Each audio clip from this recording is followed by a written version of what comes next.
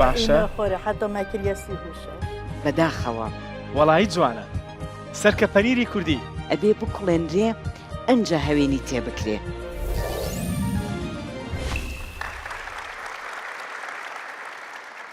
بەردەوامی لەگەڵتان ئەم بەشەی بەرنامە تایبەتە بە پەنیر. اینجا لێرە پەنیری کوردیمان دروست کرد و پرۆسێسی کردداری دروستکردنی پەنیری کوردی باز دەکەین. بەڵام لەوە گرنگتر ئەوەیە لە ڕوە تەندروستیەکە کام پەنیر لە هەمووی باشترە، کامە پەنیر لە هەمووی تەندروسترە، کامەی لە هەمووی بەتامترە. ئەمە گرنگە وانە؟ اینجا لێرە مام عومەر و فاتمە خانمان لەگەڵن کە لێرە پەنیریان بۆ دروست کردوین و بۆشمان باز دەکەن کە چۆن دروست دەکرێت. زۆر بەخێر بێن سەرچاو. گەلێک سپاس. دەستان خۆش بێت. گەلێک سپاس و گەلێک خێراتن. دوو مرۆڤی جوانی ڕەسەن کوردی لێرن لەبەرەوە ئەمڕۆ ئەم بەشەی بەرنامەمان جوانتر و قشتر دەبێت. بەڵام دەبێت پسپۆڕێکی خۆراکیشمان لەگەڵ بێت. ئەو دکتۆرەی کە ئەمڕۆ لەگەڵماندایە، ئەو پسپۆڕی کە ئەمڕۆ لەگەڵماندایە پێشتر لە بەرنامە بەشداری کردووە. هۆکار بووە بۆ گۆڕینی مەنجەڵەکانی نیوەی ماڵەکانی کوردستان. دکتۆرە چیمەن لە ستۆدیۆ لەگەڵمدایە، با بفەرموێت. دکتۆرە بەخێر بیت. چۆنی ئەحواڵت بفەرموون. زۆر سپاس بۆ ئامادەبوونێت.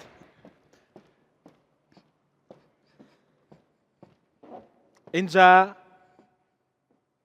دەچمەوە لای دکتۆرە بەخێر بیت. زۆر سپاست دەکەم. دەچمەوە لای مام عومەر و فاتمە خان.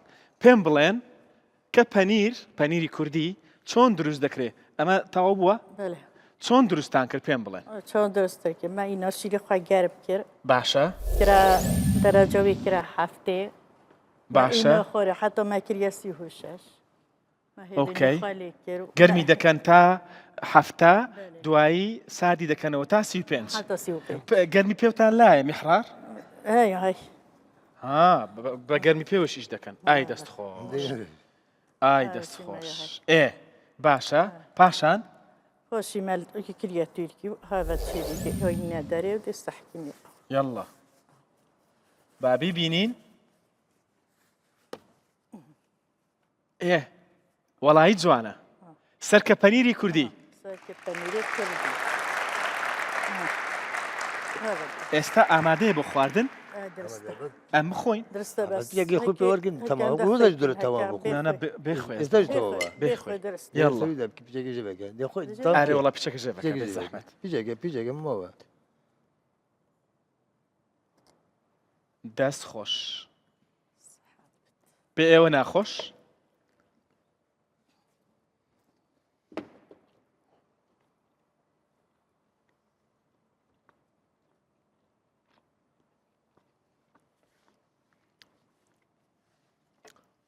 دەستان خۆش بێ. زۆر سپاس. من ڕۆشتم. زۆر سپاس. وەرە نەبە بینە. دکتۆرە زۆر بەتام بوو بەڕاستی. زۆر بەتام. چونکە کوردی خۆماڵیە. چۆنی دکتۆرە ئەحواڵی دکتۆریان زۆر بەخێر بیت. سپاس دەکەم. پەنیر بەگشتی پێکاتێکی سودبەخشە، بێلایەنە، زیانبەخشە. یەکێکە لە خواردنەکانی کە ئەوەی پێڵێن سوپەرفود، یعنی هەموو شتەکانی تایە. ئەوەی کە بۆ تەندروستی ئێمە پێویستە لە پرۆتین کە بەداخەوە لە سەرسفرەی ئێمە پرۆتین یا زۆر کەمە یا زۆر زۆرە کە هەردووکیان زیان بەجەستەمانە گەیەنێ. لەبەرەوە ئەم یعنی پرۆتینێکی باشی تایە. چەوری تایە. ئەم چەوریە کە چەوریە تێرەکانە لەگەڵ ئەوەیە چەوریە ناتێرەکانیشی تایە. لە چەوریەکە ناتوانین قەرار بین ئەو پەنیرە کە چەنە چەوری تێری تایە و چەندی ناتێری تایە لەوەی کە بزانین چی ئەخوا. ئەو ئاژەڵەی کە پەنیرەکەی لێکراوە چی ئەخوا. ئەگەر سەوزایی بخوات طبعا ئاژەڵ ناتوانێت بە تەنیاش سەوزی بدرێتێ ئەبێ کاشی لەگەڵا بخوات بەڵام ئەگەر سەوزایی بدرێتێ و بیخوا ئەو پەنیرەی کە ئەیخۆین دکتۆرە بچین لای ئەوان بزین ئاژەڵەکانی ئەوان بەڵێ چی دەخۆن پەنیرەکە بێنین دەستت خۆش بێ ئارێ وەڵڵا دڵمان نایە ئارێ وەڵڵا پەنیرێکی زۆر بەتامە بفەرمو دکتۆرە بفەرمو توانین بچیتە لای ئەوان بۆ ئەوەی مام عومەر فاتماخان پێمان بڵێن ئەو ئاژەڵانەی سلام علیکم ئەو ئاژەڵانەی کە ئەم شیرەیان بەرەم هێنا کە دواتر کردانە پەنیر چی دەخۆن خۆیان چی دەخۆن ئاژەڵەکان خواردنیان چییە خواردنەکەیان خواردنەوە پەنیری نەنا یا نەنا. ئالیکاوان ئالیکا ئەلیکاوان گەنموکە و ئەنجایە و ئاتشتە هوسڵامی چیت وێنجە و شتیان ئێنێ وێنجە وەڵێ ئەوەی من پرسیارم کرد وێنجیان ئێنێ باشە. لەگەڵ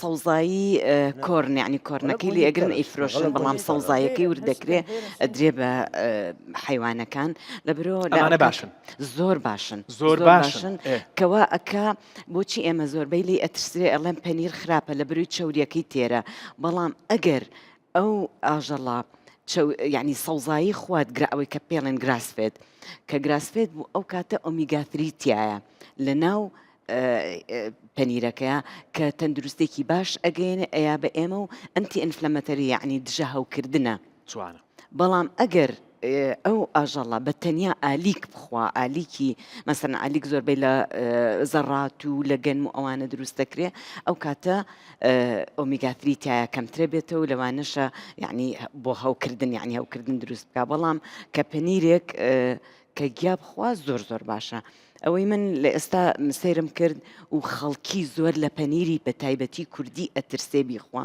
ئەوەیە کە پاستەرەی ئەوێ ئەگەر بێت و ئەو پەنیرە چونکە پەنیر کێشەیەکیە ئێستا ماست ئەبێ بکوڵێنرێ ئەنجا هەوێنی تێبکرێ لە بروی کە کوڵا بەکتریاکانی ناوی ئەگەر ئاژەڵەکە نەخۆشیێکی هەبێ یعنی ئەمرێت بە کوڵاندنەکە بەڵام لە برەوەی پەنیر لە 35 نزیکەی 35 عمرەی تێ خەمیرەی تێ ئەکرێ ئەبێ بە پەنیر زۆر کەس هەیە نایکوڵێنێ کە نەی کوڵان ئەو پەنیرەی ئەگەر بەکتریایەکی تیابێ بۆ ئێمە گوازرێتەوە بەڵام ئەگەر ئێستا ئەمان من پرسیارم کرد پێش ئەوەکەین بکەن ئەمان پاستەرەی شیرەکە کە ئەکەن شیرەکە ئەخەنە سەر ئەم محرارەی تێئەخرێ ئەگەر ئەم شیری یعنی شیری خۆمان بخرێتە سەر بۆ ماوەی یعنی تا 63 و ئەوانە گەرم بکرێ دەرەجەی 63 ئێمە بۆیە ئەڵێن پاستەرە باشترە لە کوڵاندن چونکە لەگەڵ کوڵاندنە پەنیرەکە لە بروی کە پرۆتینێکی باشیتیایە ئەگەر بکڵێنرێ پرۆتینەکەی خراپە بێ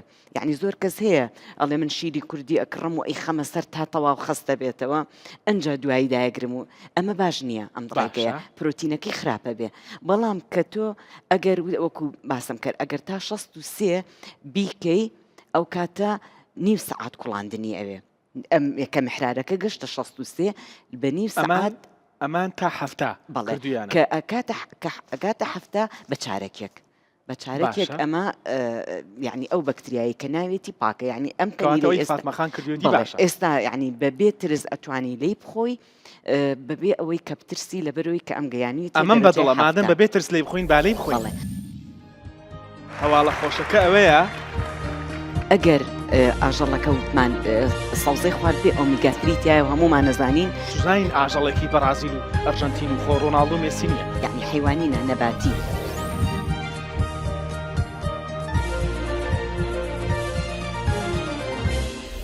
باتامی کەین فەرقی چییە ئەمە لەگەڵ ئەوەیان ئەمە ڕشکەیتیایە ڕشکەیتیایە باشتر یعنی کەواتە شتێکی زۆر باشتر شتێکی کەش لە ئەمەمان تام کردبوو شتێکی کەش کە زۆر باشتر کە لە ئەم ئەیکا زۆربەی کە شوێنەکان مەسەران خەی پێوەکەن بۆچی یعنی لە ئەو باوانەی ئەو شتە باوانەی کە لە ناو خەڵکە ئەڵێ پەنیر بۆ زەخت خراپە لە بروی کە سۆدیۆمی تێئەکرێ وەکو مەوادی حافزە خەی پێوە ئەکرێ ئەم تەمەند درێژکردنەوەی هەم بۆ تەمەند درێژکردنەوەی هەم بۆ گرتنی ئەو ئاوەش لی لەبەرەوە ئێمە ئێستا کە مەسەن ئێستا ئەگەر جەنابەت لە من بپرسی پەنیرێک چەندێک کالۆریتیایە ناتوانم بزات پێت بڵێم لەبەرەوەی ڕێژەی چەوریەکەی ڕێژەی ئەو ئەوەی کە لە ناویە ئەمێنێتەوە ئەمە دیاری ئەکا بەس ئێستا ئەم پەنیرە کە پەنیری کوردیە و هین نەکراوە ئەتوانی لە 100 غرامە یعنی لە ئەوەنەی نیو کوپی تقريبا 100 غرام كالوري باش. 100 كالوري كيلو كالوري تاعها هروها بنير يعني بروتينه كشي دەست زۆر خۆش. باش. تامی بکەین طعم كني دوای هەڵی دەگرێتەوە با تامی کەین. فەرموو دکتۆرە. بس ئەگەر یعنی پارچەیەکی بچووکتر ئەوەمان بۆ لە بکەی ئەو فرێشتە جارێکی کەلەوانەیە نەبینینەوە ئاوا بە فرێشتی. فاتما خان پێم بڵێ چەندی پێچ و ماوەی چەندی ویست تا ئامادەت کرد. أبا ئا خدي في قالت شو تقريبا ساعتك شو حتى ما دك ساعاتێک بالي بس لويري بوماتيت تم عملية دي دكتور فحص كت بشي دكتوري دي كيناتون كي دي حرارته بتا حفته 65 شنجا كدي تخوري تسيهو شاشة سيهو حفته شنو كم دي هيفين خوالي كينو دي بنير خوا درستي دست خوش. افيجي اوف خويوفي هجداش صادية هجداش صادية. دي كيناتي دو دي شاش هاي فوجي مين تخربنا بالنوفي بله. اوفيدا بله ودهني لنا بازاري بس بي مختبر جينوش تا بازاري دي شتا مختبره فحص كد شني كابينات برادي داش نيش برادي دي شتا بازاري دەست خۆش. اینجا هەواڵە خۆشەکە چییە؟ هەواڵە خۆشەکە ئەوەیە لە کارگەکە ئەمان سەرپەرشتی دەکەن سەرپەرشتی پرۆسێسەکە بە هەمان شێوە بێگومان باسی کرد کە دکتۆری شەیە کە پشکنینی بۆ دەکات ئەمە زۆر شتێکی جوانە سەرپەرشتی ینی دوو کوردی ڕەسەن بە جلوبەرگی کوردی دەیانبین چەند قشت و جوانن ئەوان سەرپەرشتی کارەکە دەکەن ئەمە زۆر دڵخۆشکەرە. بەڵێ باشە دڵخۆشکەراوەن. دکتۆرە خويا فيجي تيتا خويا فيجي ام كينا ئەمە سادەیە. هاشت الصادي هند عالم بيجي تبت بازار بين يسير اما ام حسيرات ينوكين بلا كيم خويبت ام هم حفته ئافرین بەڵێ زۆر باش. ئافرین دەست خۆش. سوودەکانی پەنیر پێکاتەکەمان باس کرد سوودەکانی ئەگەر هەر پێم بڵێ بەڵێ. شکۆدا پرسیارێکی ترمێ. بەڵێ هەر لە بەپێی یعنی هینەکانی کە ئەوەی کە پرۆتینێکی باشی تایە کە جستەی ئێمە ئەگەر بۆ هەر کەسێکمان چەند کیلۆ بێت ئەوەنە 0.8 هەتا ئەوانەی کە تۆزێک ئەگەر بیانەوێ شک یعنی وەزنیشیان دابەزێ هەتا 1 غرامیش ئەتوانن لە ئەوەنە پرۆتین بەکاربێنن ڕۆژانە ئێمە ئەتوانین ئەمە یعنی جێگشتێکی زۆر باشە کە جۆری پرۆتینەکەی کە کایزنی پێ ئەڵێن کە ئەمە پرۆتینێکی زۆر باشە بۆ جەستەمان و زۆر زۆر بەسوودە کە لە هەر 100 غرامێکە ئەم پەنیرە کوردی ئێستا تقریبا 16 غرام لە هەر 100 غرامە 16 غرامی پرۆتینی تایە کە تو ئەتوانی یعنی مەسەڵەن بەتایبەت بڵێ بۆ ئەوانی کە ڕاضین مەسەڵەن ژەمێک کە مریشکە خۆن ژەمێک گۆشتە خۆن ئەتوانن ژەمێکیش بیکەن بە پەنیر جگەلەوەی ئێمە بۆ هەموو شتێک یعنی ئێمە لەسەر و قژەوە بیگرە بۆ ئێسقانەکان کە کالسیۆمێکی زۆر باشی تایە ئەمە کالسیۆم کۆلینی تایە کۆلین جەناب تەزانی شتێکە تا ئێستا جیا نەکراوەتەوە کە چییە بزەبت بەڵام لە گروپی بیەکاندایانێن یعنی زۆر جار بە بیهەشت ئین یا هەر بە کۆلین باس دەکرێت کە بۆ تەندروستی جستە و پێست و ئێسقان و قژ و ئەمانە هەمووی باشە هەریوەها شتێکی زۆر باش کە سلنیەمی تایە کە وەکو ئەنتی ئۆکسیدانت لە لەشە بەکارەهێنرێ بۆ دانمان و بۆ ئێسقانەکان کە زۆر زۆر پێویستە بخورێ وەڵا سوودی ترم بۆ باسمەکە بەسە زۆر و ماشەڵڵا سوودەکانی پەنیر زۆرن دەستت خۆش بە دکتۆرە ئێستا پێم بڵێ چاودێریەکانیشی ماوە چاودێریەکانی گرنگ چاودێریەکانیشی ئەیشم پێ بڵێ بەس لەگەڵیدا ئەوم پێ بڵێ کە چێ ناتوانێت پەنیر بخوات بەڵێ ئەگەر ئێمە باسی چاودێکە بکەین و دوای بچینە سەر ئەوە چاودێکەشی بەپێی ئالیکی ئاژەڵەکەیە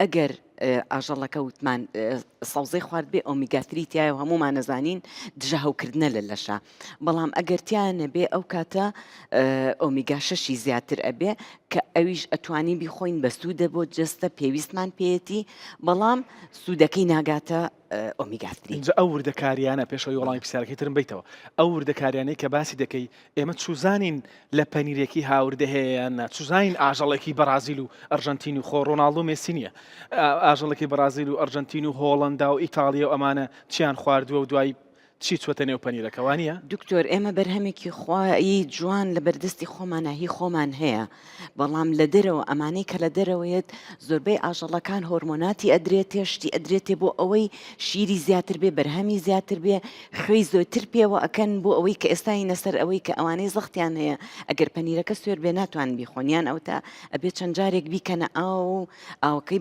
بڕێژن کەواتە خۆماڵێکە باشتر خۆماڵی زۆر گومانی تێدا نییە. گومانی تیانە باشە. ئێستا ئەم دایە کە بەکارێنێ هیچ موادێکی حافزەی لانیە ئللا ئەگەر خوێ تۆزێک ئەوش دەڵێ حەزمان لێی نییە. ئەویش خوێیەکە کەواتە ئێستا من ئەتوانم بڵێم هەموو کەس ئەتوانێ ئەم پەنیرە بخۆ. دەست خۆش اینجا چێ ناتوانێت بیخوات بەڵێ. بە تایبەتیوانەی کە توشببووی نەخۆشیەکەن بەڵێ. توشببی کام نەخۆشی بەڵێ. ناتوانێت بیخوات. ئێمە پێشەوەی بچینە سەر نەخۆشیەکان بۆ ژنانی دووگیان لەبەرەوەی ئەگەر دڵنیان نەبێت لە منبعی پەنیرەکە کە ئەم پەنیرە پاستەرە کراوە باشترە خۆی لێ دوورخاتەوە لەبەرەوەی بەکتریای تێئەبێ و زیان بە مناڵەکە ئەگەیەنێ بەخۆشی ئەمە ئەو لە بێجگە لە ئەوانی تر بۆ هەموو کەس پێویستە بیخوا بە تایبەتی ڕاضیەکان بۆ مناڵ بۆ گەورە بۆ ئەوانەی کە ئێسقانیان ئەوانەی کە ئەوەی کە لە ناو خۆمانە بە ساڵفان کە ئەرترایت پۆرۆسە ئەمانە زۆر پێویستە کە فۆسفەرەیزی تایە هەروەها کالسیەمی تایە کە زۆر پێویستە بیخۆن بەڵام کێ نەیخوات ناتوانین بڵین کەس نەیخوات هەموو کەس ئەتوانێ بیخوا بەڵام ئەو کەسانی کە نەخۆشی دڵیان هەیە ئەوانەی کە چەوریەکانیان بەرزە ئەبێ بە ڕێژەیەکی طەبیعی بیخۆن لەبەرەوەی ئەم چەوریەی لەناو ئەمایە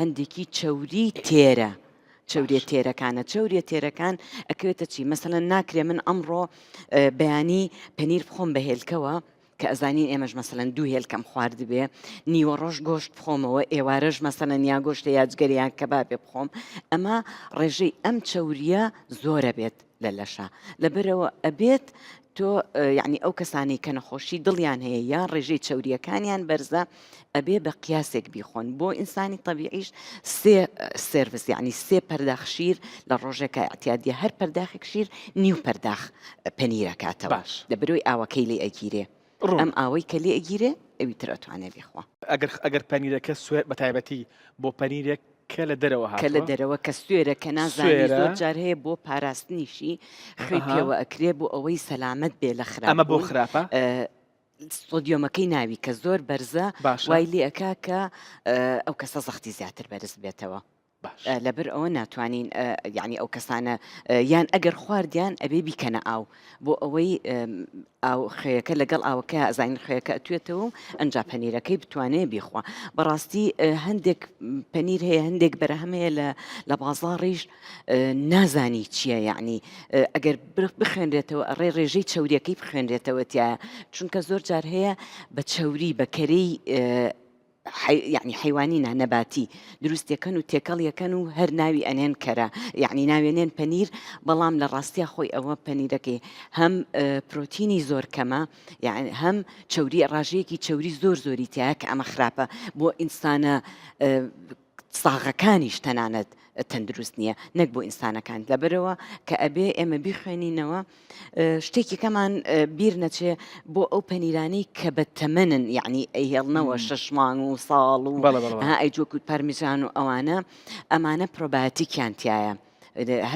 حتى يعني پارمیژان و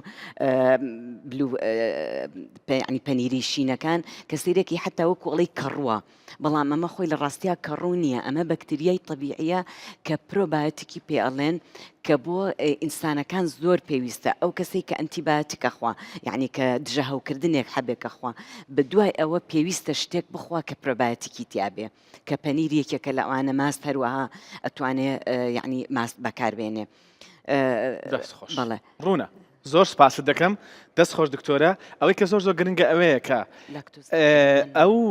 ئەو پەنیرانەی کە لە دەرەوە هاوردێ دەکرێن هەموو ئەو تێبینیانەی کە دکتۆرە باسی کرد ئێمە نازانین ئەوانیان لەسەر جێبەجێکراوەیان نا و بەداخەوە کواڵتی کۆنتڕۆڵێکی باشی خۆراکیشمان نییە ئەمانەمان بۆ یەکلاکاتەوە لە سنوور دێت و داخڵ دەبێت و دەچێتە نێو گەدەمان لەبەرەوە وەکو لە بەرنامەکانی پێشتر باسمان کردووە لەبەرەوە تا بتانی بەرهەمە خۆماڵێکە بخۆ تەندروستتر و سەلامەتترە و بەرهەمە خۆماڵەیەکە کە دەیکڕی پارەکەت دەچێتە نێو گیرفانی جوتیارێکی کورد دەچێتە نێو گیرفانی کوردێک کە دوایی هەر لە نێو خۆماندا هاتچۆ دەکات و مناڵێکی کورد بەرگێکی باشتری دەبێت ژیانێکی باشتر دەبێت.